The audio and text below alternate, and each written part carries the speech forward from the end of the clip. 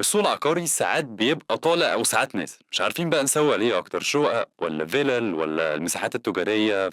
إيه رأيك؟ طيب بُص يا فندم، هو الحل إن إحنا نبقى بنعتمد على الdata مش بس الحدس بتاعي أنا أو الاستشارة بتاعتي أنا، لأ أنا أحب دايمًا أتساق بالdata بالمعلومات، باجمّع أرقام السوق على مدار آخر سنة، أشوف أنواع العقارات، أشوف إيه الطلب على إيه، وأخلّي الAI يبقى بيحلل لي ده، وبناءً عليه بالاقي إنه الطلب مثلًا على الفِلَل في أطراف المدينة بيزيد 20% خلال السنة اللي فاتت، في نفس الوقت الطلب على الشقق الصغيرة في وسط البلد لسه ثابت.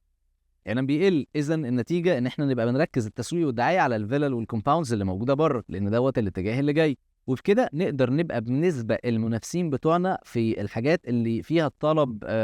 عفوًا ممكن ما يبقاش عالي أوي يعني، ولو حضرتك برضه حابب إن أنا أبقى باشاركك بالAI tool دي أنا ممكن أبقى أبعتها لك بالمناسبة يعني بعد الconsultation عشان تبدأ تشتغل عليها تحط المشاريع بتاعتك، وهو يبقى بيقسّمها لك ويقول لك إيه اللي تركّز عليه وإيه اللي تريّحه شوية.